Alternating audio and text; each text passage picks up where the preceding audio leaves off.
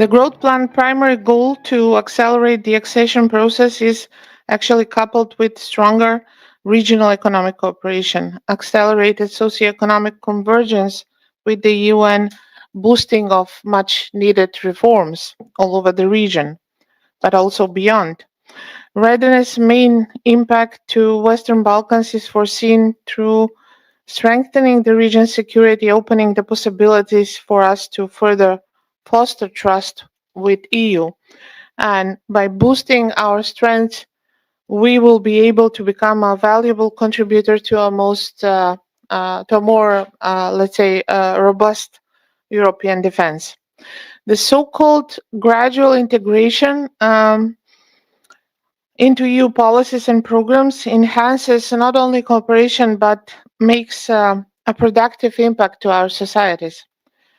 It will be hard to imagine our lives and our future without the visa liberalization, without Erasmus, and all other educational research and innovation programs, without the green agenda and what it does and how it changes our societies, without the border security cooperation or cooperation on migration issues. The public stance as far as North Macedonia is concerned is very clear. We want to be part of EU and we want to be part as soon as possible. However, the vision of EU over the past decade especially has been tainted by the conditionality of the process. And when I say conditionality, I'm not referring to EU conditionality as such, but the fact that our progress has been repeatedly stalled by demands that have caused immense and difficult changes, one of them being the name change, but that's not all. And the truth is that we are tired and disappointed, and I didn't aim to be depressing speaker number one of the day, but the fact is that we haven't even started our accession yet, so that's the main problem. While North Macedonia's succession process is embedded within the current EU enlargement strategy for the Western Balkans, which was inaugurated in 2005.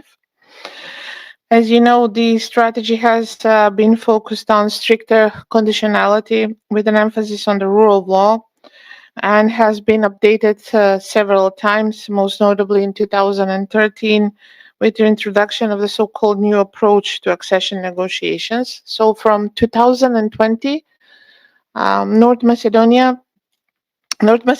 a formal EU accession has also been framed by the new methodology for accession negotiations. Within this EU enlargement framework, North Macedonia has been a candidate country since 2005 and has started accession negotiations in 2020. However, in 2022, to overcome Bulgaria's veto on accession talks, the EU included Bulgaria's demands in the Council conclusions related to North Macedonia.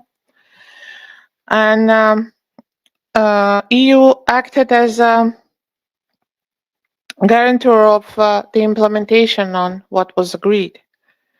It was followed up by the so-called French proposal, according to which our accession process was linked to the outstanding dispute, since it required North Macedonia to amend its constitution once again, but this time to include the Bulgarian demands, which is actually related to the recognition of rights to the Bulgarian minority in the country. Since the veto was lifted, the first intergovernmental conference was held in July 2022, and the screening sessions for all 6 clusters were completed by the end of 2023. From that point on, we are at a standstill. The reason is that the only way to move forward is if we adopt constitutional amendments that are required.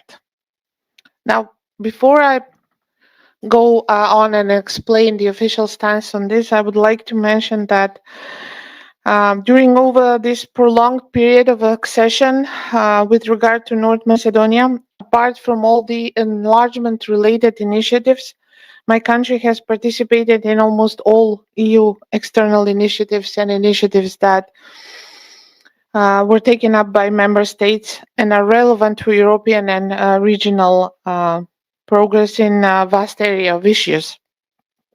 For example, North Macedonia has been part of the Berlin process since its start in 2014, but also part of all of the important and I would say relatively successful projects such as the connectivity agenda, the digital agenda, the green agenda, the common regional market, and so forth. Since March this year, but effectively from this month, North Macedonia has become part of SEPA, Single Euro Payments Area, as a third Western Balkan country to do so. And we have also openly welcomed the Western Balkan roaming project, and just recently the so-called Vesilka Eye Factory, which was opened in Skopje. But above all, I would like to underline that EU is one of the most important external factors in Macedonian politics. It has played a very crucial and critical role, whether it was a great political crisis in play or a potential one looming on the horizon. During the last visit of von der Leyen to Skopje, she conveyed that we can count on EU's continued support for North Macedonia's EU membership, and stated that the next step is for the country to implement the agreed constitutional changes. Macedonian officials, on the other hand, have stated an undisputable commitment to EU integration, but also underlined the official objection of ultimatums, as well as that EU values should precede bilateral issues and that all emphasis should be focused on preservation of national dignity as well as reform. So we will see. I'm not sure how this will further develop. At the end, I would like to say that it has been said many times in the course of the past few years that amid these times of major shifts in international world order, there is a renewed sense of urgency, and this should be regarded or used as an opportunity to advance the accession. Yet we must be aware that we are still talking about projections and plans, and although they may be firm, the fact remains that in some cases it may take years, in some cases few years, in some cases even more. But if we take up the example of North Macedonia, it will require compromises that sometimes I believe they will be hard to make. Last but not least, I would like to say that I believe that enlargement should continue to be the utmost priority of the EU, since it is not only widely recognized as the most effective foreign policy tool of the European Union, but also the most important one. However, in order for it to be successful in the future, it must adapt to evolving geopolitical realities.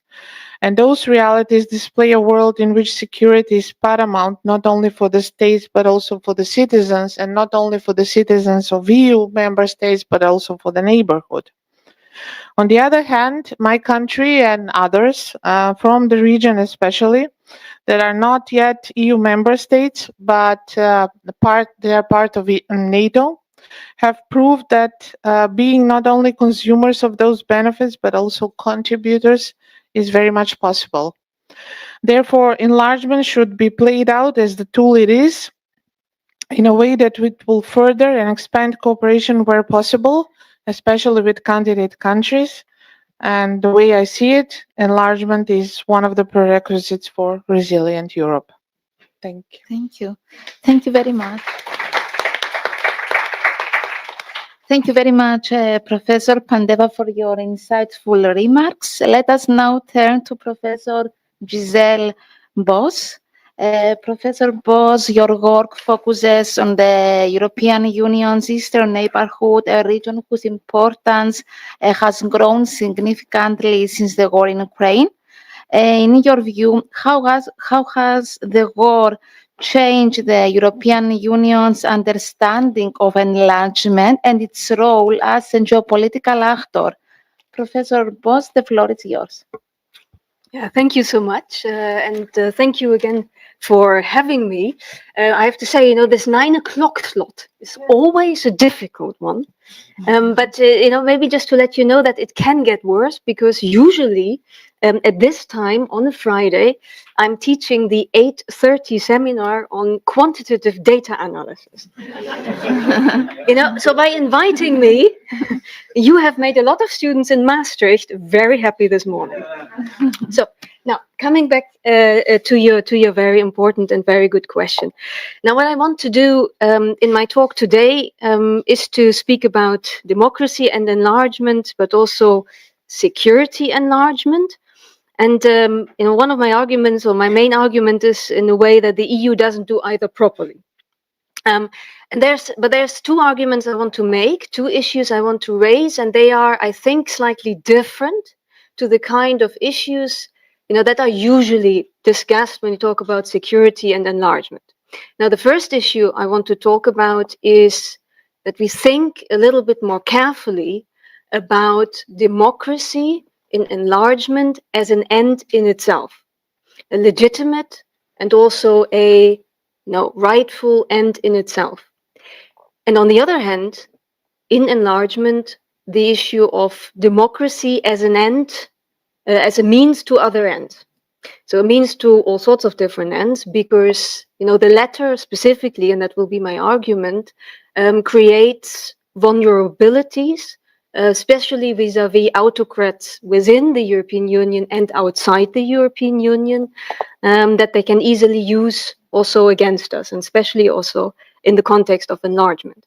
So this is the first point. And the second point, and this is also very, very important, and I heard yesterday an assumption, and I hear it a lot in discussions on enlargement these days, and that is that the process of securitization, which we talk about a lot, somehow inevitably leads to the outcome security. And this is an assumption that may be correct in ideal circumstances, but I think what I would like to do today is to remind or bring into the discussion that securitization can also create vulnerabilities, exacerbate vulnerabilities, can also lead to insecurity. And that is, of course, something that we don't want. No. And I start a little bit philosophical, bear with me, but I will also come to very concrete policy implications. So first of all, am I being negative now? No, I'm not. Yesterday, my colleague, Eric Jones kind of made a plea that we are a bit more optimistic and have a bit more of a success story of enlargement and the EU itself. And I agree with this. But I also think there is something in the DNA, something very important in the DNA of the European Union, and that is also self-reflection. There's something that we've taken with us since the Enlightenment, something that is very important for democracy, and it's part of what the colleague also yesterday mentioned about the European way of life. And it's essential and also, to be cherished, right? It's not a weakness. I mean, yesterday it sounded a little bit as if then the EU is self-reflective. This is a bit of a weakness, and I would disagree, because, this is one of our most powerful weapons, self-reflection, because it is, against, or speaks, it's a weapon against anti-rational, emotionalized politics. It is also critical for the capacity to adapt and innovate. We talked about that yesterday too. And it's really a single most important against authoritarianism, inside and also external to the European Union. And of course, this critical reflection is my job, because I'm an academic in democratic life. Now, what does it have to do with enlargement? And I come now to my first issue I want to talk about, this democracy as an end in itself. And my answer here is, enlargement has in the past, at least so we think, but I also put a question mark here, about, say, transformation, about this way of life, belonging to this way of life, emancipation, when we go back to the past of enlargement, from totalitarianism, from authoritarianism, dictatorship, Greece and Portugal, but also Central Eastern European enlargement, and back then what we called the end of history. It's Athena at her best in enlargement. And this is about democracy as an end in itself. However, has enlargement ever really been about this? And this is critical because it's a little bit of a myth as well. I think a myth that we should reflect on. Look, I was born in the German Democratic Republic, the same place where the majority of citizens now vote for the radical extremist AfD party. And I'm, now simplifying the story. But what has been this attraction or this idea of the West, back then after reunification? What Helmut Kohl, our chancellor back then, called the blühende Landschaften. Something about prosperity and growing flowers and these kind of things. And also then when we look at Big Bang enlargement, as Central and Eastern Europe, it was a lot about security, NATO expansion, NATO enlargement. And especially, then on the other hand, for a country like Germany, it was about significant economic gains and prosperity. Right, for Germany in the main instance, and by collateral positive implication also for Central and Eastern European countries.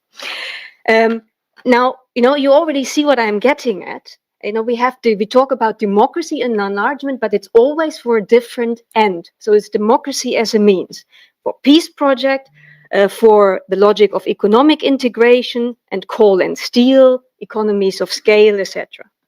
Now, there's a main problem here because arguably democracy in European integration history, therefore, including enlargement, then has always been about this means to peace, prosperity, stability, and EU legitimacy. And it's never been an end to itself. You're probably thinking, what is she talking about? But, I'm getting there. And it's always been, say, for democracy activists, for human rights activists, for those fighting against dictatorship, that then joining the EU had something about democracy as an end in itself, but not really for the majority, say, of policymakers or people. Now, there's nothing wrong with this, and my colleague Eric Jones was very clear about this. Democracy has to deliver. It's about prosperity. So it's a means to a particular end.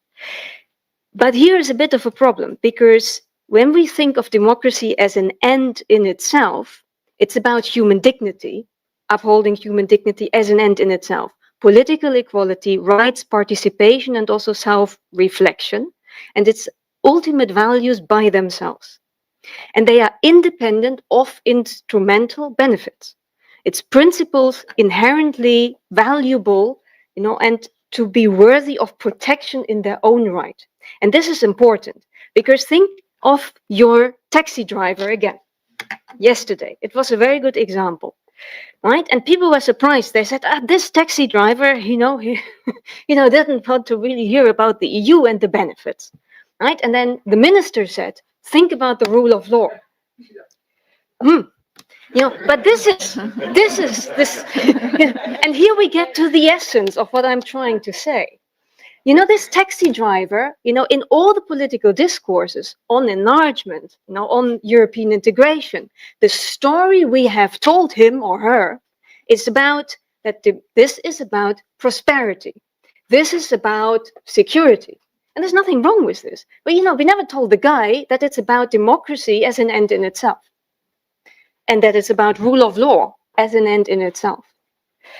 So how is the guy supposed to know? Right? And this is, of course, a metaphor for a broader problem. So we shouldn't really be surprised, I would say. It is, that something that in our discourse that we've been cultivating for a very, very long time. And now we shouldn't be surprised that there are implications.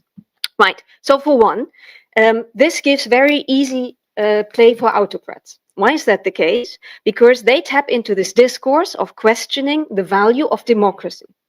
And it's very easy because when we see democracy primarily as a way to achieve stability, security, or economic gains, autocrats can I would argue, then, okay, these conditions, we have better alternative models to reach this. You don't need democracy for this.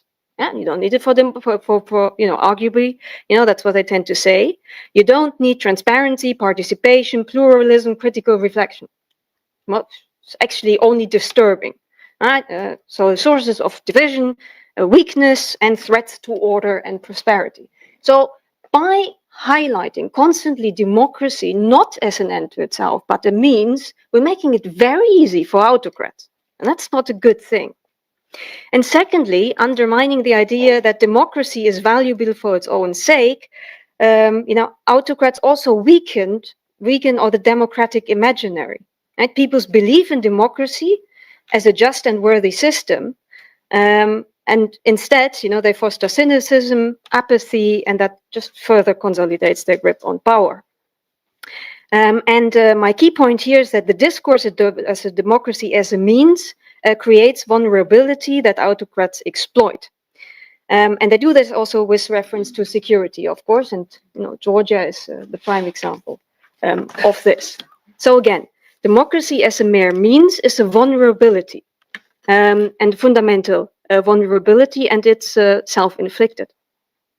So then we go back to security and democracy. I keep an eye on the time, I'm getting there. So I very much see the point, in securitization. And we discussed that with Pernille yesterday. Democracy,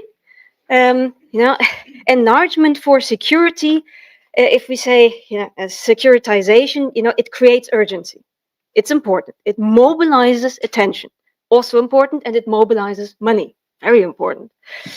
And I agree, we need to some degree do this securitization, because otherwise member states simply don't move.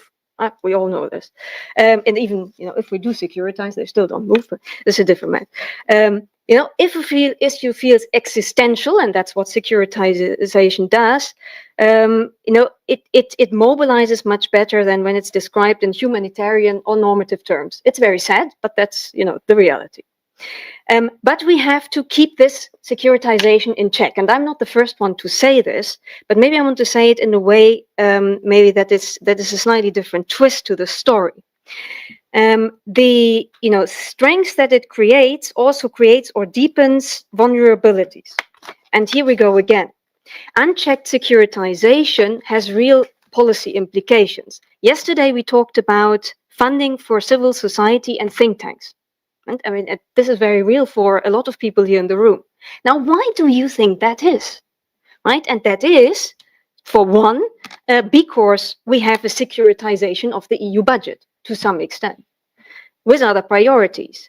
And then we also have, a right-leaning European Parliament, with parties, who never really very fond of civil society in general and in particular. And these two reinforce each other. And this is really not good. And that is also what is at play in the enlargement process.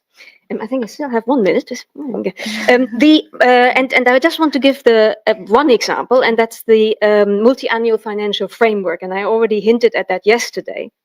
The new Global Europe proposal, it merges the NDC. In a way, it's good because that's very difficult to pronounce, but we have a different name now. The pre-accession, the IPA. And the humanitarian aid instruments. And the proposal also removes most of the targets that have been, the binding spending targets, for example, on climate, but also on human development. Right? They are now just in the proposal indicative allocations. And that gives a huge discretion to the Commission, and then by extension to the larger member states. So that's important for a country like Cyprus. It basically, also then creates enormous uncertainty for funding. Just 1 moment. And this will be, in one way or another, also the, European Parliament's controlling functions also will be reduced. The question is, if the Commission gets away with this proposal, but there's a lot of uncertainties for the most vulnerable, actors in this, say, budget. And also recipients, and this is democracy NGOs and human rights NGOs and the think tanks and so on and so forth. And then the final program, and then I finish, securitization without security. Or rather, we kind of have a one-sided security. And the last example, vis-à-vis Ukraine. The EU claims geopolitical urgency, right? We securitize, we have to act, but member states are still not ceding any control. So this is very easy. Now, in the EU treaty, there is only one veto point, one time when everybody has to decide by unanimity, and that is on the actual decision of accession. Everything else, all the 150 plus veto points that are in between in the accession negotiations, are all about a political process. And you know this, but I think it's important to keep this in mind because it's part of the negotiation frameworks. And if member states had the political will, they could decide to reduce these veto points, but they don't. So we securitize selectively, and that's my last point. The easy targets come first, the ones that are probably even convenient for some actors. Civil society, human rights are securitized away. At the same time, if enlargement focuses very narrowly on security, on EU security, then candidate countries, and that is my very last point, could be considered in a sort of a liminal state, a gray zone, neither inside nor outside the EU.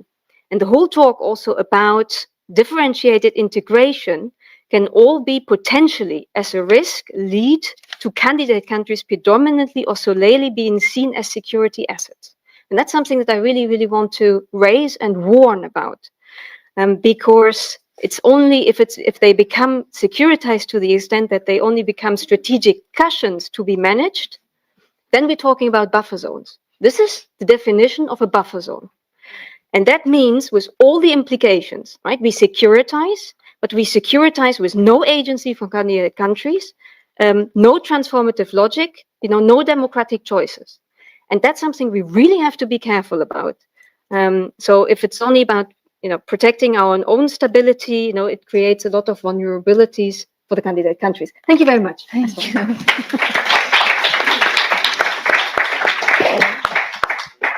Thank you, Professor Bosse, for your valuable contribution. Let us now turn to Dr. Pernille Rieker. Dr. Rieker, your research connects European integration with foreign security policy, a crucial dimension of the enlargement debate. And do you think European Union enlargement strengthens or challenges the Union's ability to act cohesively in foreign policy? And how can the European Union maintain unity as it grows? Dr. Rieker, the floor is yours. Okay, thank you so much. I think I will respond to at least part of your question through my presentation. And thank you also for being on this panel. My presentation today will be based on the research that we are conducting in the framework of the Horizon project that I am coordinating. This time in my capacity as a research professor at NUPI. It's called Re-engage, and with the full title, Re-engaging with Neighbors in a State of War and Geopolitical Tension. So it's very much linked to your question. And in this project, we examine how the EU can be better at promoting democracy and resilience in candidate states in a context characterized by increased geopolitical tension and war. And our argument is in fact very similar to what Giselle just argued, that increased democratic resilience both in the EU and the candidate states is crucial in order for enlargement to succeed. But I'm not so sure that claiming that democracy is an end in itself is enough. I think what we really need is to be more convincing that democracy actually delivers better lives for ordinary people, in order to be convincing. So these two have to go together. It's not only kind of a normative claim, it's not enough. But all of the states that we are looking at in this project, both in the Western Balkans and in the Eastern neighborhood, we are not looking at all the countries because we have a selection because we're doing field work in all these countries. So we'll be looking at Albania, Bosnia and Serbia in the Western Balkans, and Georgia, Moldova and Ukraine in the Eastern neighborhood. And all these countries are of course very different, but they can be characterized as a type of hybrid regime. And this means that they combine democratic institutions with a certain level of informal and authoritarian practices. So they are all democracies in the strict sense, as they have parliaments and elections, but also pervasive clientelism, media capture, and informal power networks. And the character of this challenge also different, of course, from state to state. Today, enlargement has become one of the most important instruments for ensuring stability and security in its neighborhood. And our argument in this project is that long-term stability and security can only be achieved if the candidates and potential candidates are able to establish stable democracies. And we know that stable democracies, because we know that stable democracies tend to be more resilient against various types of hybrid threats, such as misinformation campaigns from actors that do not have democracy promotion at the external democracy promotion at their agenda. And the key condition for stable democracies is then again trust, both between citizens and their government, so vertical trust in the society, and among citizens themselves across different ethnical groups, so horizontal trust. And of course, building trust in a society is, of course, extremely difficult. And in particular, it's difficult for an external actor to promote trust. So this is something that has to be built from within. But at the same time, I think that the EU can be of more help and assistance in this process than it maybe has been so far, if it's willing to do some adjustments in its approach. So now, the context for enlargement has changed dramatically over the past 3-4 years. The war in Ukraine has re-securitized the entire European project. Sorry, I lost my notes. So enlargement is not really only justified in normative terms about promoting democracy, but it's also in geopolitical terms. It's a way to secure Europe's eastern flank and prevent authoritarian influence from Russia, China, and other actors. So while enlargement has returned to the political agenda, the tools we use for it are still based on models that are designed for a very different reality. A reality where we believe that democratization was a linear process and that mechanisms such as socialization, learning, and conditionality was working. And this is not necessarily true anymore.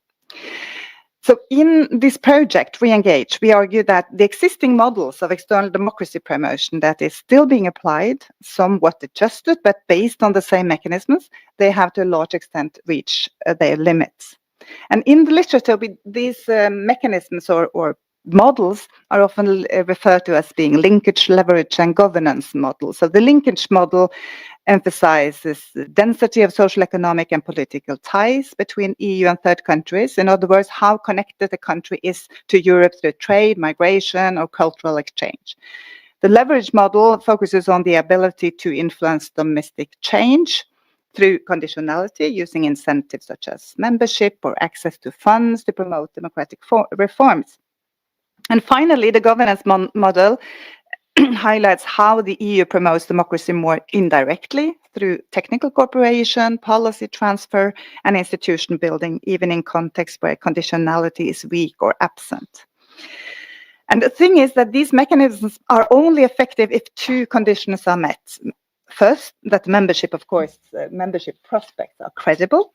And the second, that the candidate country in question have control over the informal structures in their country. And unfortunately, these conditions have not really been met yet. Enlargement is no longer really perceived as being credible, even though it has gotten a new momentum now with the new geopolitical reality. But the reality in most of the candidates is still that they are stuck in this hybrid equilibrium, and many citizens feel left out in the process. What we have done in this project is that we have undertaken fieldwork and surveys in all the countries that I mentioned: Albania, Georgia, Moldova, Serbia, and Ukraine. Did I mention all? Moldova, Bosnia. Sorry, Bosnia as well. And we have done city surveys, both in the capital and in the secondary city. Ideally, we should have done kind of surveys in the whole country, but this was due to limited resources from the Commission. We had to base it on these two cities. And we find that in most states, there is a clear majority of respondents in most countries that say that they are not satisfied at all with their own government's performance and that they do not trust them. The challenge is that such a level of distress creates, and this goes to your point, Giselle, as well, it creates fertile ground for disinformation and hybrid threats, because external actors with non-democratic agenda know exactly how to exploit such a situation. There are, of course, an interesting difference between these states. And in fact, there was one outlier in our selection of cases, and that was Moldova, where the dissatisfaction level are much, much lower than in the other countries. Most countries had over 50% of dissatisfaction with their own government. In Moldova, it was only around 10% in our findings. And it's interesting because we also see that in spite of massive foreign interference before the 2025 election in Moldova, they have largely resisted also the disinformation. And one may ask why, and we think that it's likely to be precisely because they trust their government more, and they have they perceive the public services to work relatively well, and otherwise trust breeds resilience. And in this sense, it's a huge contrast between Georgia and Moldova, for instance. And I could also say between Moldova and Serbia as well. So both Georgia and Moldova, which is easier to compare, both are small, vulnerable countries under external pressure, but where people believe their government delivers, they are less likely to fall for polarizing narratives. Where they don't, democracy becomes much more fragile. A second finding from our fieldwork, in addition to the trust issue, it concerns that what we call the EU's information gap.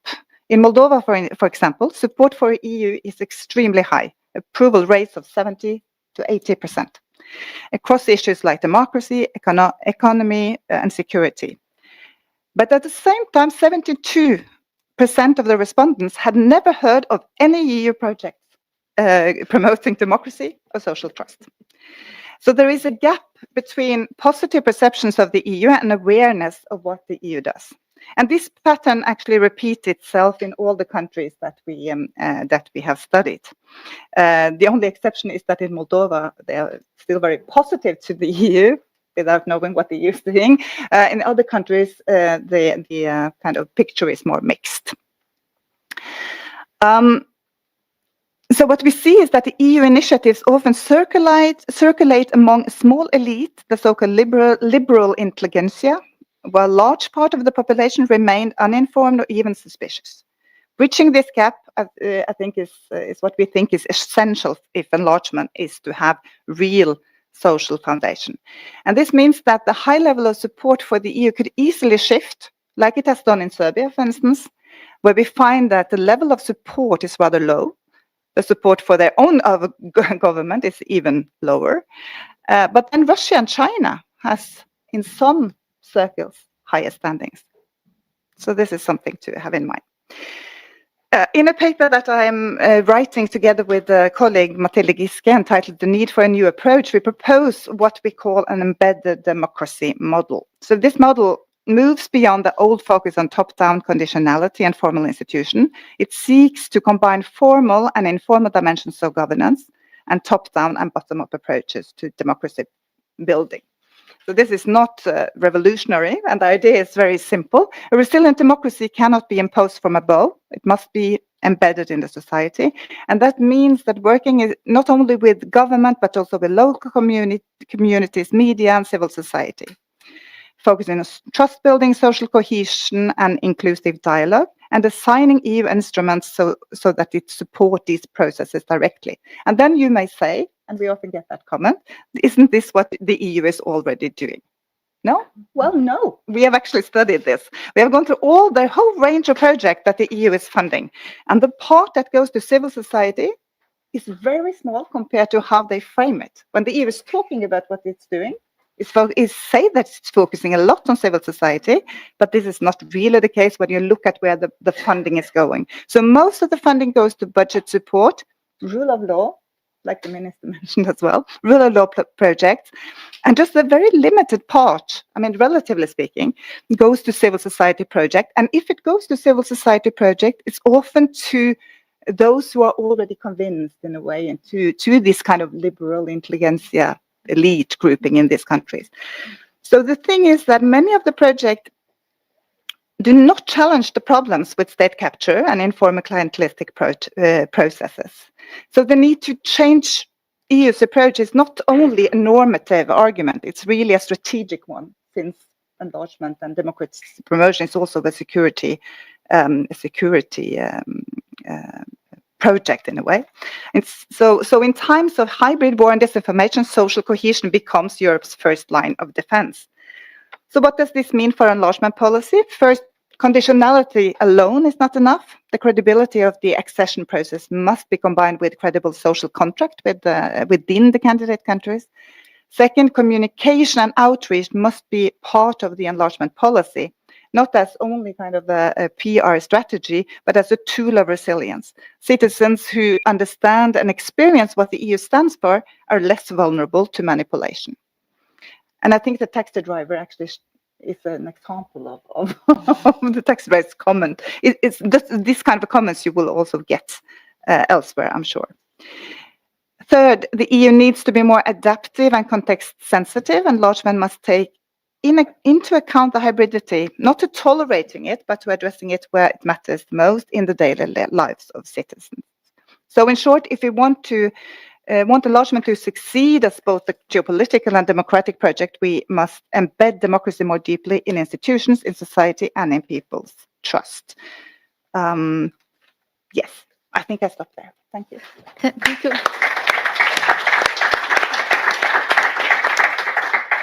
Thank you very much, Dr. Rieker, for your contribution. We will now move to our final segment. Before we conclude, I would like to invite each of you to respond briefly in 1 or 2 sentences to the following question. What is the one thing the European Union should do differently or better to make the next wave of the enlargement truly successful? You want me to start? Yes. I think I already said it. Let's keep the previews. No, if you want to go. No, go ahead. I already said it, actually. I already responded, I think. I need to turn the mic on. Okay. Well, our expectations are linked to finalization of our path, as I mentioned before, and we need EU to be a reliable and a credible partner. Now, how will that be achieved? Because the expectations are quite large. We are asking for a guarantee on the one hand that things will not worsen in terms of what compromise may be, especially for North Macedonia. I'm looking at the ambassador here. I haven't been able to say anything more beyond North Macedonia at this point, but I would appreciate if you could jump in and say something more. So our expectations are that. I mean, even the official statements go there. So I'm not sure how that may develop. Yeah. Yeah, just very shortly, I think one measure one can simply take is to rethink the enlargement methodology and specifically 150 plus veto points, and have because I think if we don't keep momentum in enlargement, that'll create a lot more problems in the future, than I think we can imagine. And we've done this mistake already with the Western Balkans. We know what this leads to, and I think member states shouldn't hide behind Hungary all the time. I think there's a very convenient something for Viktor Orban, and he knows this as well, that he has this function, but I think there are too many member states who are very much opposing and then wanting to keep control on that process. And I think this is not what we should do. And I think it's a problem that can be solved relatively easily. You don't have to get rid of all the vetoes, but 150 plus veto points is crazy. Thank you, Dr. Bosse and Dr. Rieker. Yeah, thank you. No, Thank you. I think that is actually quite a lot that the EU can do in changing the approach, and it has to do with what I said in my talk. I think that the EU has to move out of this box-ticking exercise and just look at and in the progress report. When you read the progress report, they do not really invest in understanding how these different states functions and what are the challenges and where to kind of channel the support in order to make the countries comply with the different criteria of enlargement.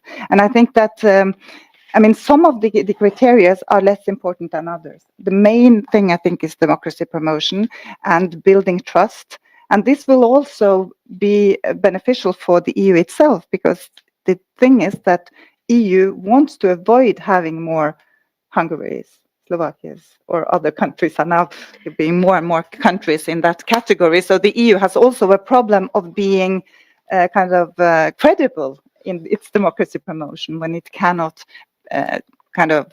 keep democracies stable within the Union. So something to do there as well. But I think it has to reform the approach, because actually quite a lot of money is going into the enlargement process, and it's important that it's challenged towards the right projects. So I think it has been going on a bit too long on repeat on the same model. It has been reforms, but the reforms have not been, I think, important enough. So that would be my advice. Thank you all for such thoughtful and insightful contributions. As Cyprus looks ahead to its upcoming presidency of the Council of the European Union, conversations like these are essential in shaping the future and direction of Europe. Thank you to our panelists. Thank you to the audience here and online. Thank you, Mr. Theophanous. This concludes our session. Enjoy the rest of the conference. Thank you. Thank you. No time for questions.